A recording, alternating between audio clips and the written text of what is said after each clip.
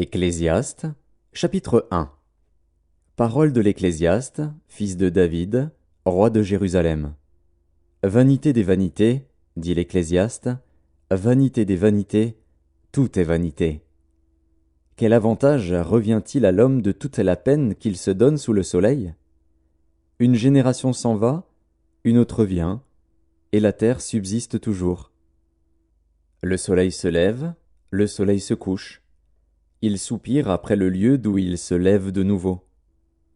Le vent se dirige vers le midi, tourne vers le nord, puis il tourne encore, et reprend les mêmes circuits. Tous les fleuves vont à la mer, et la mer n'est point remplie. Il continue à aller vers le lieu où il se dirige. Toutes choses sont en travail au-delà de ce qu'on peut dire. L'œil ne se rassasie pas de voir, et l'oreille ne se lasse pas d'entendre. Ce qui a été, c'est ce qui sera, et ce qui s'est fait, c'est ce qui se fera. Il n'y a rien de nouveau sous le soleil. S'il est une chose dont on dise « Vois ceci, c'est nouveau », cette chose existait déjà dans les siècles qui nous ont précédés. On ne se souvient pas de ce qui est ancien, et ce qui arrivera dans la suite ne laissera pas de souvenir chez ceux qui vivront plus tard. Moi, l'Ecclésiaste, j'ai été roi d'Israël à Jérusalem. J'ai appliqué mon cœur à rechercher et à sonder par la sagesse tout ce qui se fait sous les cieux. C'est là une occupation pénible, à laquelle Dieu soumet les fils de l'homme. J'ai vu tout ce qui se fait sous le soleil, et voici, tout est vanité et poursuite du vent. Ce qui est courbé ne peut se redresser, et ce qui manque ne peut être compté. J'ai dit en mon cœur, voici, j'ai grandi et surpassé en sagesse tous ceux qui ont dominé avant moi sur Jérusalem, et mon cœur a vu beaucoup de sagesse et de science. J'ai appliqué mon cœur à connaître la sagesse, et à connaître la sottise et la folie. J'ai compris que cela aussi c'est la poursuite du vent.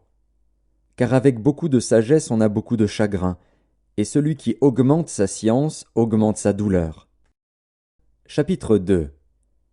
J'ai dit en mon cœur, allons, je t'éprouverai par la joie, et tu goûteras le bonheur. Et voici, c'est encore là une vanité.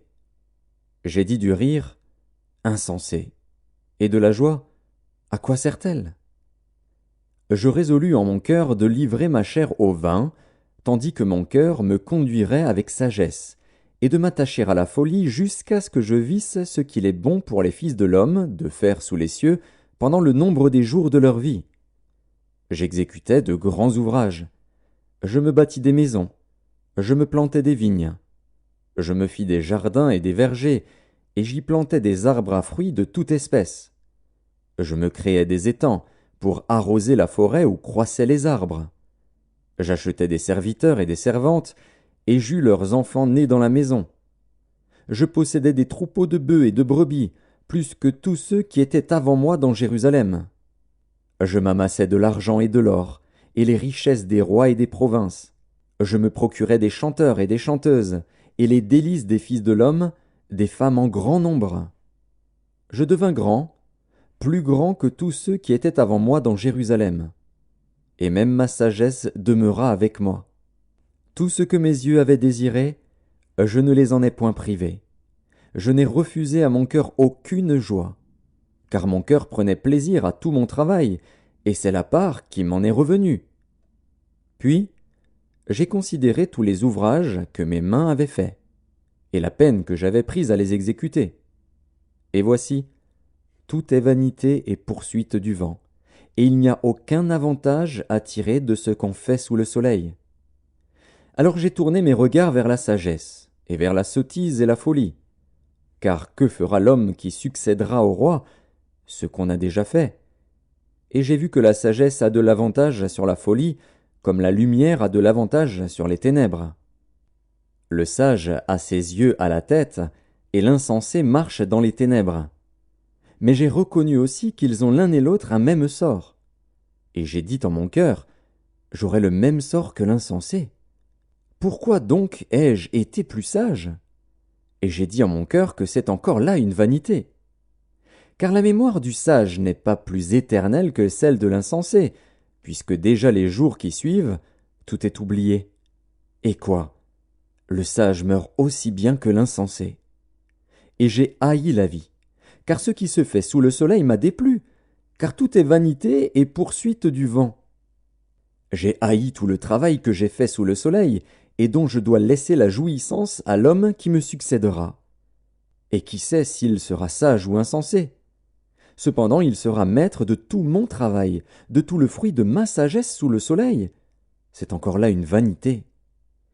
Et j'en suis venu à livrer mon cœur au désespoir, à cause de tout le travail que j'ai fait sous le soleil. Car tel homme a travaillé avec sagesse et science et avec succès, et il laisse le produit de son travail à un homme qui ne s'en est point occupé. C'est encore là une vanité et un grand mal. Que revient-il, en effet, à l'homme de tout son travail et de la préoccupation de son cœur, objet de ses fatigues sous le soleil? Tous ses jours ne sont que douleur, et son partage n'est que chagrin. Même la nuit son cœur ne repose pas. C'est encore là une vanité. Il n'y a de bonheur pour l'homme qu'à manger et à boire, et à faire jouir son âme du bien-être, au milieu de son travail. Mais j'ai vu que cela aussi vient de la main de Dieu. Qui, en effet, peut manger et jouir, si ce n'est moi? Car il donne à l'homme qui lui est agréable la sagesse, la science et la joie, mais il donne au pécheur le soin de recueillir et d'amasser, afin de donner à celui qui est agréable à Dieu. C'est encore là une vanité et la poursuite du vent. Chapitre 3. Il y a un temps pour tout, un temps pour toutes choses sous les cieux, un temps pour naître, et un temps pour mourir, un temps pour planter, et un temps pour arracher ce qui a été planté, un temps pour tuer, et un temps pour guérir, un temps pour abattre, et un temps pour bâtir, un temps pour pleurer, et un temps pour rire, un temps pour se lamenter, et un temps pour danser, un temps pour lancer des pierres, et un temps pour ramasser des pierres, un temps pour embrasser, et un temps pour s'éloigner des embrassements, un temps pour chercher, et un temps pour perdre, un temps pour garder, et un temps pour jeter, un temps pour déchirer, et un temps pour coudre, un temps pour se taire, et un temps pour parler, un temps pour aimer, et un temps pour haïr, un temps pour la guerre, et un temps pour la paix. Quel avantage celui qui travaille retire-t-il de sa peine? J'ai vu à quelle occupation Dieu soumet les fils de l'homme. Il fait toutes choses bonnes en son temps. Même il a mis dans leur cœur la pensée de l'éternité, bien que l'homme ne puisse pas saisir l'œuvre que Dieu fait, du commencement jusqu'à la fin. J'ai reconnu qu'il n'y a de bonheur pour eux qu'à se réjouir et à se donner du bien-être pendant leur vie, mais que, si un homme mange et boit et jouit du bien-être au milieu de tout son travail, c'est là un don de Dieu. J'ai reconnu que tout ce que Dieu fait durera toujours, qu'il n'y a rien à y ajouter et rien à en retrancher, et que Dieu agit ainsi afin qu'on le craigne. Ce qui est a déjà été, et ce qui sera a déjà été, et Dieu ramène ce qui est passé. J'ai encore vu sous le soleil qu'au lieu établi pour juger il y a de la méchanceté, et qu'au lieu établi pour la justice il y a de la méchanceté. J'ai dit en mon cœur, Dieu jugera le juste et le méchant, car il y a là un temps pour toute chose et pour toute œuvre. J'ai dit en mon cœur, au sujet des fils de l'homme, que Dieu les éprouverait, et qu'eux-mêmes verraient qu'ils ne sont que des bêtes. Car le sort des fils de l'homme et celui de la bête sont pour eux un même sort. Comme meurt l'un, ainsi meurt l'autre. Ils ont tous un même souffle, et la supériorité de l'homme sur la bête est nulle, car tout est vanité. Tout va dans un même lieu, tout a été fait de la poussière, et tout retourne à la poussière. Qui sait si le souffle des fils de l'homme monte en haut, et si le souffle de la bête descend en bas dans la terre? Et j'ai vu qu'il n'y a rien de mieux pour l'homme que de se réjouir de ses œuvres, c'est là sa part. Car qui le fera jouir de ce qui sera après lui? Chapitre 4. J'ai considéré ensuite toutes les oppressions qui se commettent sous le soleil. Et voici, les opprimés sont dans les larmes, et personne qui les console. Ils sont en butte à la violence de leurs oppresseurs, et personne qui les console. Et j'ai trouvé les morts qui sont déjà morts plus heureux que les vivants qui sont encore vivants, Et plus heureux que les uns et les autres, celui qui n'a point encore existé et qui n'a pas vu les mauvaises actions qui se commettent sous le soleil. J'ai vu que tout travail et toute habileté dans le travail n'est que jalousie de l'homme à l'égard de son prochain. C'est encore là une vanité et la poursuite du vent. L'insensé se croise les mains et mange sa propre chair. Mieux vaut une main pleine avec repos que les 2 mains pleines avec travail et poursuite du vent.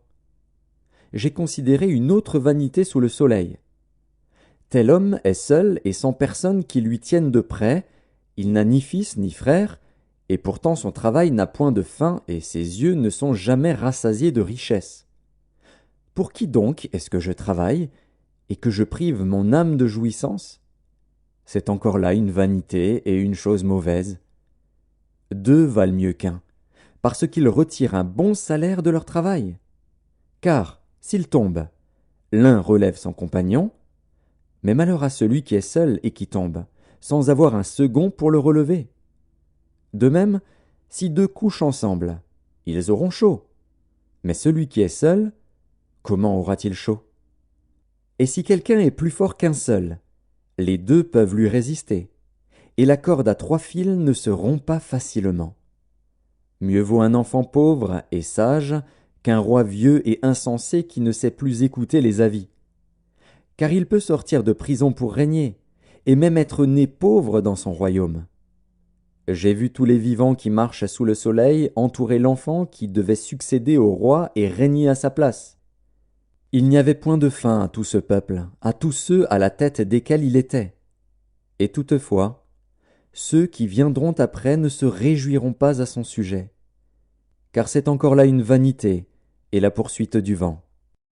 Chapitre 5. Prends garde à ton pied. Lorsque tu entres dans la maison de Dieu, approche-toi pour écouter, plutôt que pour offrir le sacrifice des insensés, car ils ne savent pas qu'ils font mal. Ne te presse pas d'ouvrir la bouche, et que ton cœur ne se hâte pas d'exprimer une parole devant Dieu. Car Dieu est au ciel, et toi sur la terre. Que tes paroles soient donc peu nombreuses. Car, si les songes naissent de la multitude des occupations, la voix de l'insensé se fait entendre dans la multitude des paroles. Lorsque tu as fait un vœu à Dieu, ne tarde pas à l'accomplir, car il n'aime pas les insensés. Accomplis le vœu que tu as fait. Mieux vaut pour toi ne point faire de vœu que d'en faire un et de ne pas l'accomplir. Ne permets pas à ta bouche de faire pécher ta chair, et ne dis pas en présence de l'envoyé que c'est une inadvertance.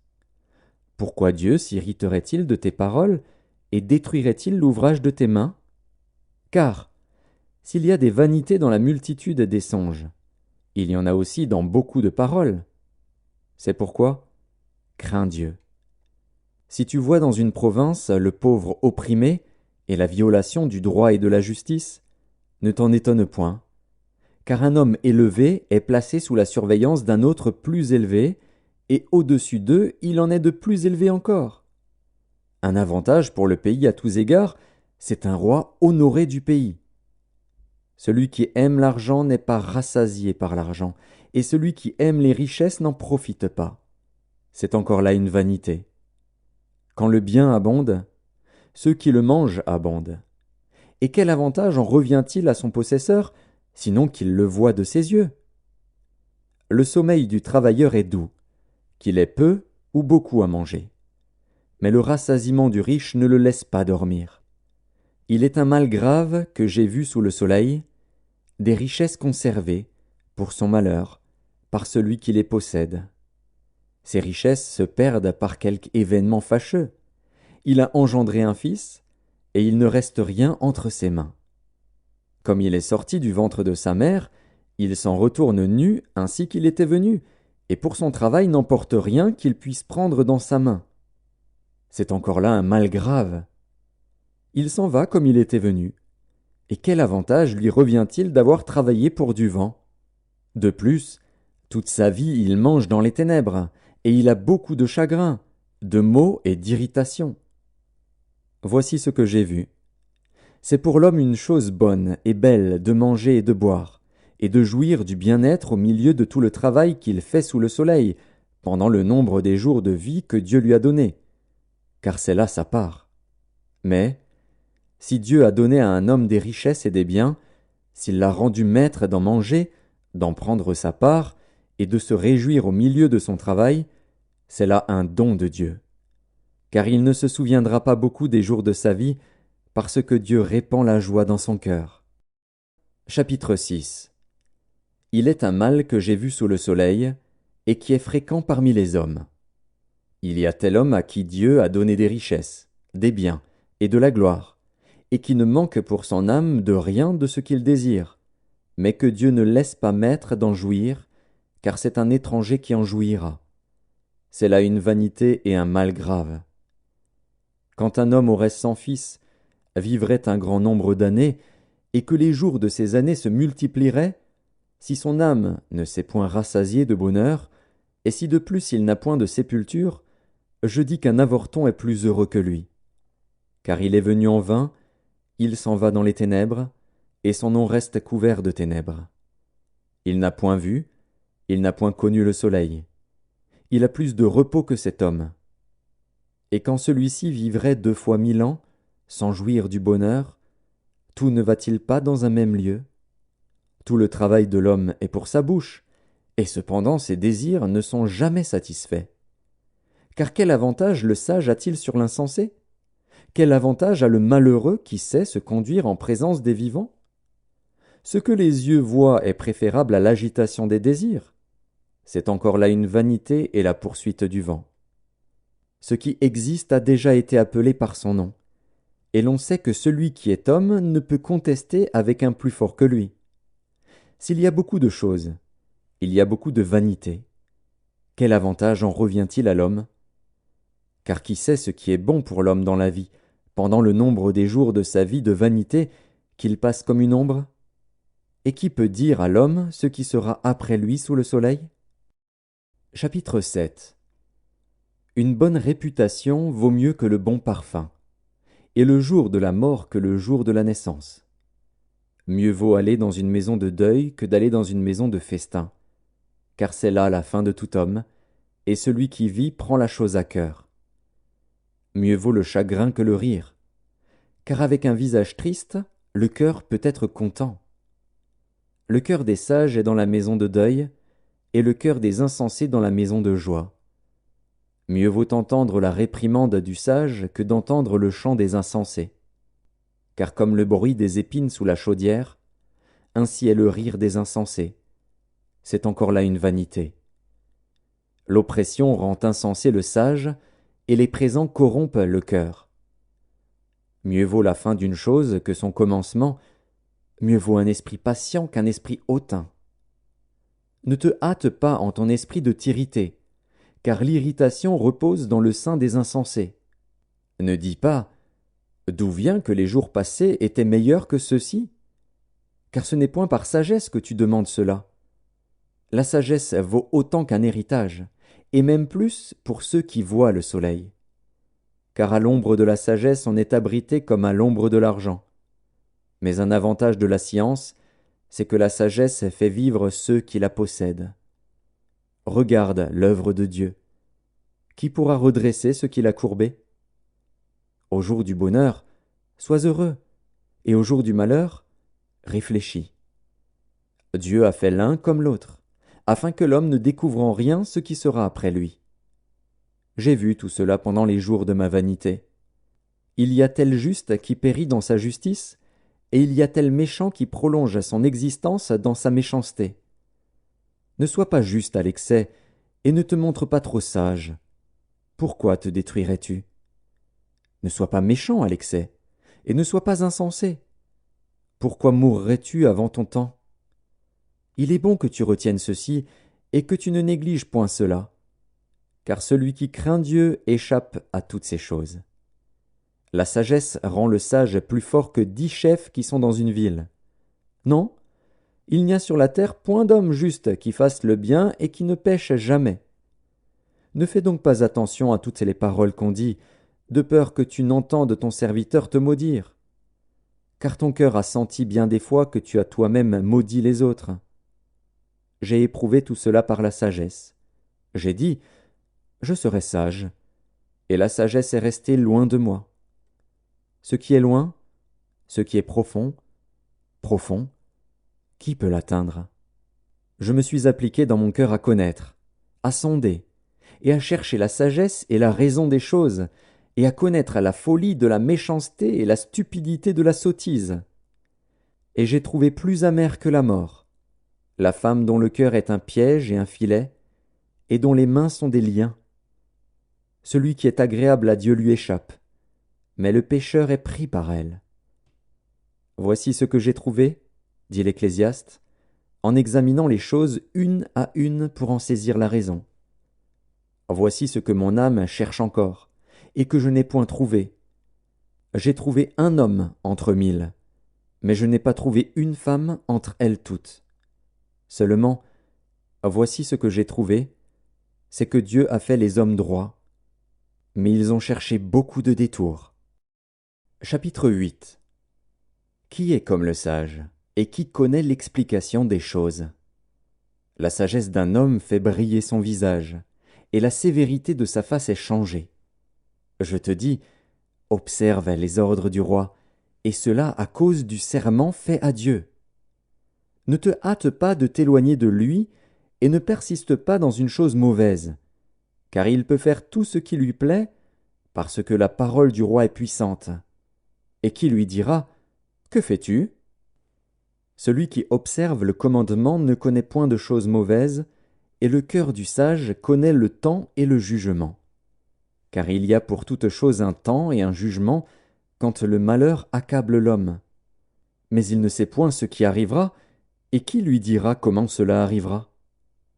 L'homme n'est pas maître de son souffle pour pouvoir le retenir, et il n'a aucune puissance sur le jour de la mort.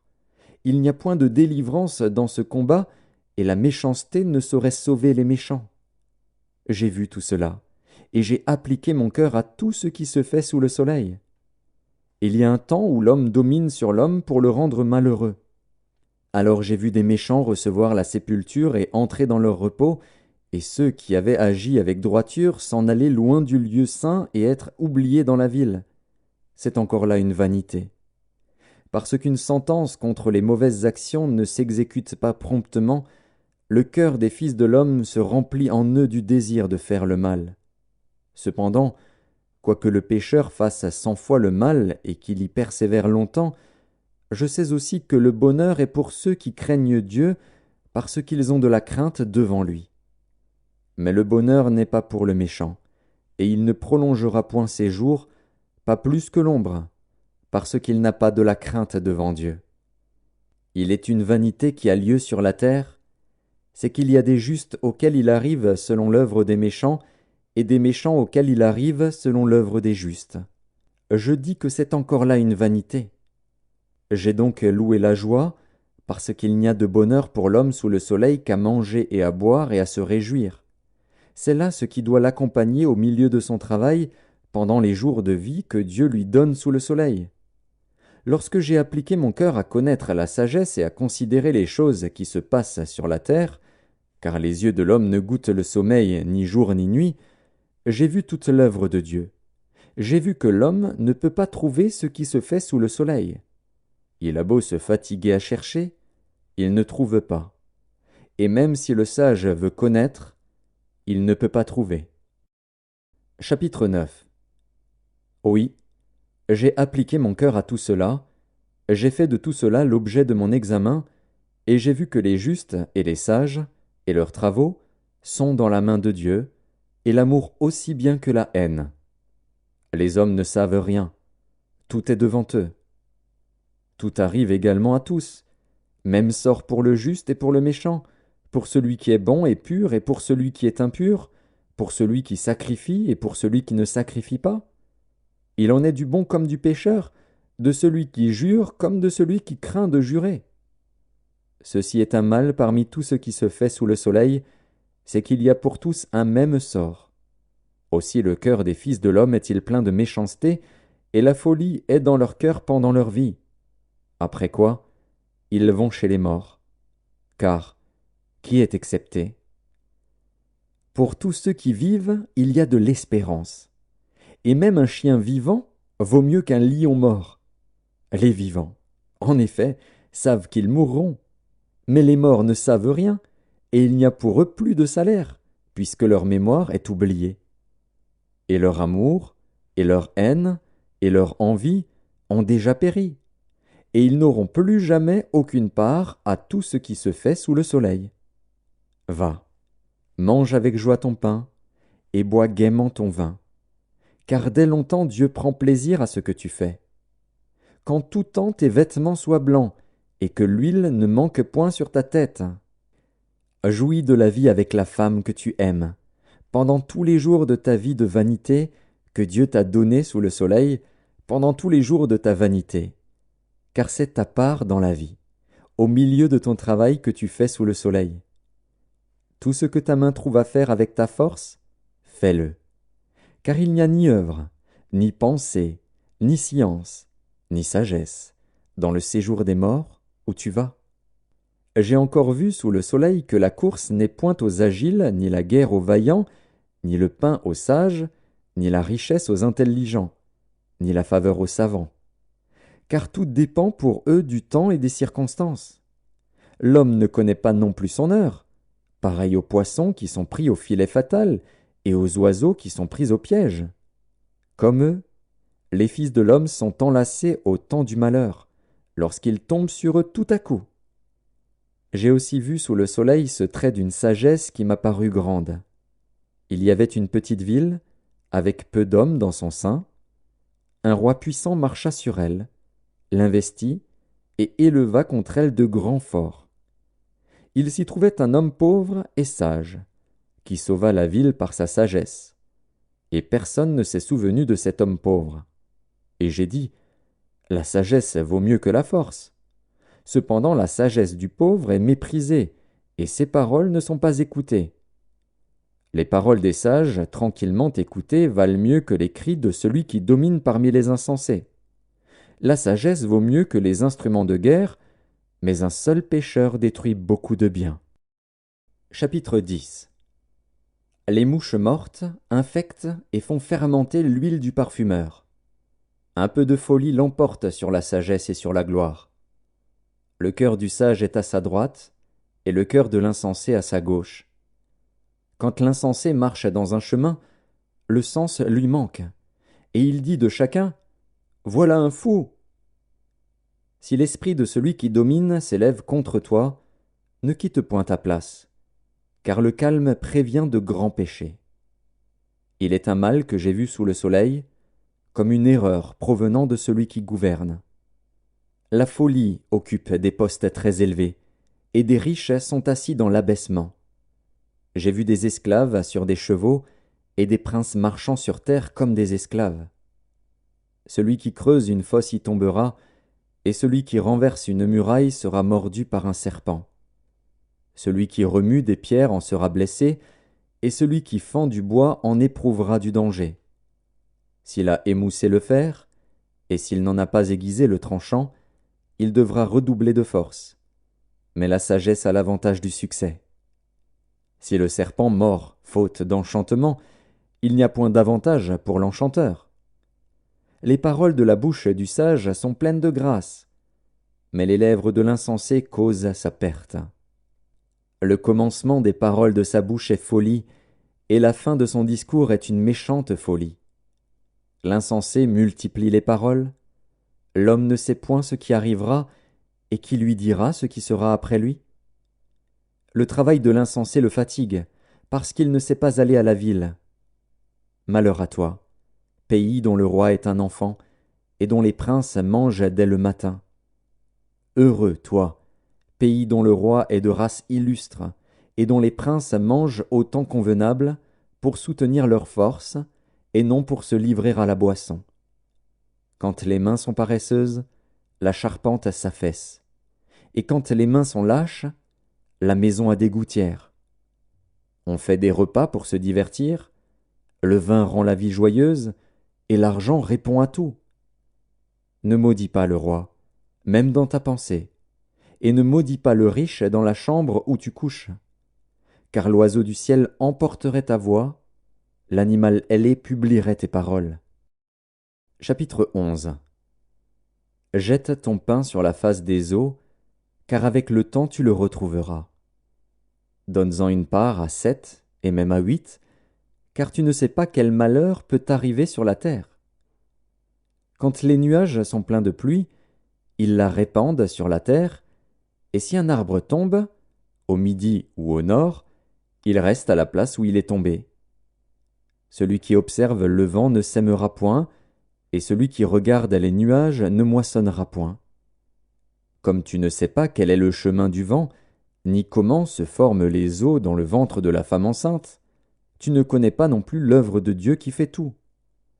Dès le matin sème ta semence, et le soir ne laisse pas reposer ta main, car tu ne sais point ce qui réussira, ceci ou cela, ou si l'un et l'autre sont également bons. La lumière est douce, et il est agréable aux yeux de voir le soleil. Si donc un homme vit beaucoup d'années, qu'il se réjouisse pendant toutes ces années, et qu'il pense aux jours de ténèbres qui seront nombreux. Tout ce qui arrivera est vanité. Jeune homme, réjouis-toi dans ta jeunesse. Livre ton cœur à la joie pendant les jours de ta jeunesse. Marche dans les voies de ton cœur et selon les regards de tes yeux. Mais sache que pour tout cela, Dieu t'appellera en jugement. Bannis de ton cœur le chagrin, et éloigne le mal de ton corps, car la jeunesse et l'aurore sont vanité. Chapitre 12. Mais souviens-toi de ton Créateur pendant les jours de ta jeunesse, avant que les jours mauvais arrivent et que les années s'approchent où tu diras « Je n'y prends point de plaisir ». Avant que s'obscurcissent le soleil et la lumière, la lune et les étoiles, et que les nuages reviennent après la pluie, temps où les gardiens de la maison tremblent, où les hommes forts se courbent, où celles qui moulent s'arrêtent parce qu'elles sont diminuées, où ceux qui regardent par les fenêtres sont obscurcis, où les 2 battants de la porte se ferment sur la rue quand s'abaisse le bruit de la meule, où l'on se lève au chant de l'oiseau, où s'affaiblissent toutes les filles du champ, où l'on redoute ce qui est élevé, où l'on a des terreurs en chemin, où l'amandier fleurit, où la sauterelle devient pesante, et où la capre n'a plus d'effet, car l'homme s'en va vers sa demeure éternelle, et les pleureurs parcourent les rues. Avant que le cordon d'argent se détache, que le vase d'or se brise, que le seau se rompe sur la source, et que la roue se casse sur la citerne. Avant que la poussière retourne à la terre, comme elle y était, et que l'esprit retourne à Dieu qui l'a donné. Vanité des vanités, dit l'Ecclésiaste, tout est vanité. Outre que l'Ecclésiaste fut un sage, il a encore enseigné la science au peuple, et il a examiné, sondé, mis en ordre un grand nombre de sentences. L'Ecclésiaste s'est efforcé de trouver des paroles agréables, et ce qui a été écrit avec droiture, ce sont des paroles de vérité. Les paroles des sages sont comme des aiguillons, et, rassemblées en un recueil, elles sont comme des clous plantés, donnés par un seul maître. Du reste, mon fils, tire instruction de ces choses. On ne finirait pas, si l'on voulait faire un grand nombre de livres, et beaucoup d'études est une fatigue pour le corps. Écoutons la fin du discours. Crains Dieu et observe ses commandements. C'est là ce que doit faire tout homme. Car Dieu amènera toute œuvre en jugement au sujet de tout ce qui est caché, soit bien, soit mal.